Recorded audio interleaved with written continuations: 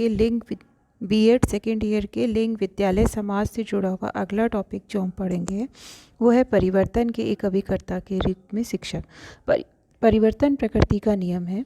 अगर परिवर्तन नहीं होगा तो यह जीवन और सृष्टि सभी कुछ रुक जाएगा और परिवर्तन निरंतर होता रहता है और गतिशील पाया जाता है। तो सबसे पहले हम देखते हैं कि परिवर्तन होता क्या है, उसका क्या अर्थ है।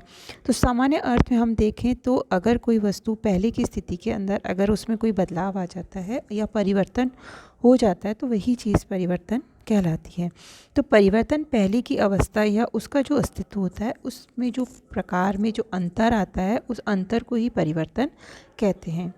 इसके अलावा आप देखते हैं कि परिवर्तन को परिभाषित करते हुए फिशर ने लिखा है कि परिवर्तन पहले और अंतिम अवस्था में अंतर कहलाता है।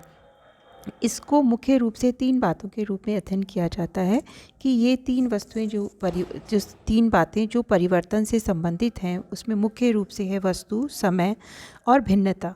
वस्तु का अर्थ ये होता है कि परिवर्तन जो किसी न किसी वस्तु में आता है, तो जो परिवर्तन आता है उसको स्पष्ट होना आवश्यक होता है कि किस वस्तु में आ रहा है, किस तरह आ रहा है और कितना आ रहा है, तो उसी का अध्ययन हम कर पाते हैं।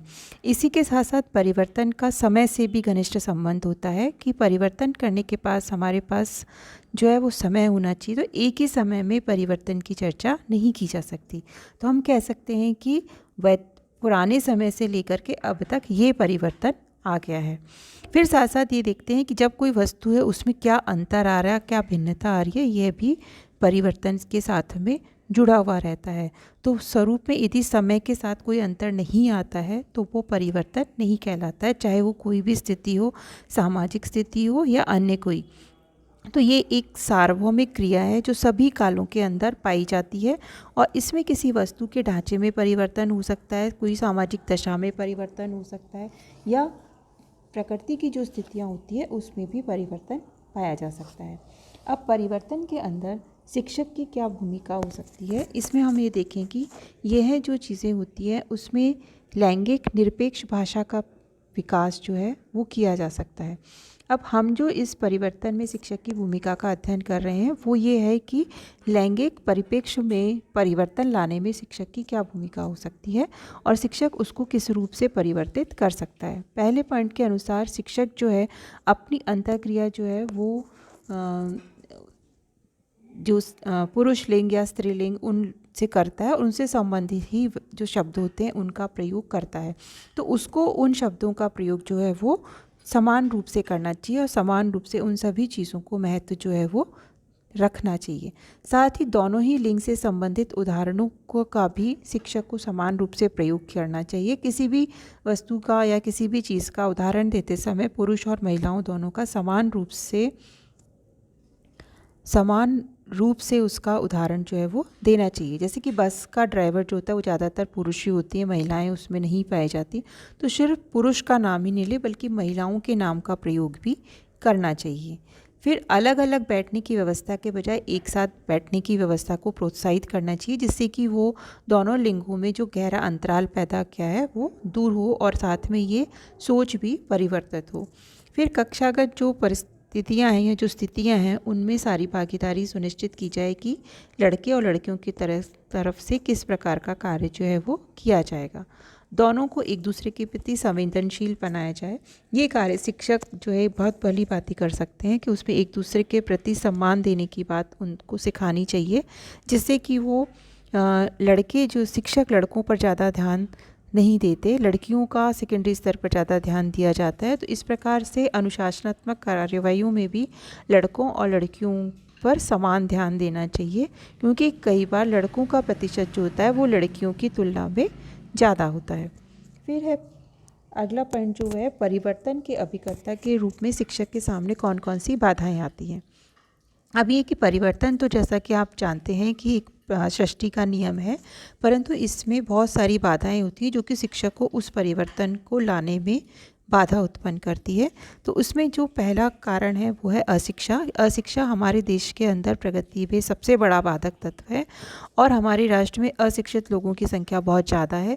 तो उनका योगदान जो है परिवर्तन में ना के बराबर पाया जाता है, तो वो परिवर्तन के महत्व को नहीं समझ पाते हैं, तो शिक्षक जो है उसको इस विरोध का सामना करना पड़ता है। फिर है अंधविश्वास। अशिक्षा के कारण लोगों में अंधविश्वास की भावनाएं भी विकसित हो जाती हैं। तो जो शिक्षकों के द्वारा किसी प्रकार का परिवर्तन में बाधा उत्पन्न करते हैं, तो वो ज़्यादातर लड़का लड़की को लेकर, धर्म, विज्ञान आदि को लेकर जो अंधविश्वास व्याप्त हैं उसको लेकर के उसका विरोध किया जाता है। तो उस शिक्षक को मुख्य रूप से उस अंधविश्वास को दूर करना होता है जो कि उस कार्य को स्वीकार नहीं करते हैं। तो इस प्रकार से अंधविश्वास के कारण भी उसको बाधाएं महसूस करनी पड़ती है। फिर है रूढ़िबद्ध समाज। रूढ़िबद्ध समाज में जो है वो किसी भी परिवर्तन को करने में या शिक्षा के क्षेत्र में एक बड़ा बाधक तत्व है, क्योंकि हमारे समाज में पुरानी विचारों, मान्यताओं, आदर्शों को ही सही माना जाता है और नई चीज़ों को अपनाना उनके लिए थोड़ा सा दुष्कर हो जाता है। तो इस प्रकार का समाज जो है वो भी एक बाधा उत्पन्न करता है। फिर है संकीर्ण सोच। संकीर्ण सोच ये है कि कई बार ऐसा होता है कि इसके कारण से धर्म, जाति, भाषा आदि जो है वो अपनी ही उसको जाति से संबंधित या अपनी उससे समूह से संबंधित चीज़ों को श्रेष्ठ मानते हैं। तो ऐसे व्यक्तियों से विचार विमर्श करने, उनके अन्य धर्म, जाति आदि के महत्व समझाने में शिक्षक को परेशानी का सामना करना पड़ता है। इसी कारण शिक्षक जो है परिवर्तन में अपनी भूमिका जो है उसको पूरी तरह से नहीं निभा पाता है। धार्मिक और राजनीतिक कारण भी हो सकते हैं कि समाज हो, राष्ट्र हो, ये शिक्षा के क्षेत्र को बदलने के अंदर काफ़ी सीमा तक उसको प्रभावित करते हैं। तो वर्तमान में धर्म जो है उसको राजनीतिक मुद्दा भी बना लिया जाता है और उससे भेदभाव उत्पन्न किया जाता है, जो कि शिक्षा के क्षेत्र में एक बाधा उत्पन्न करता है।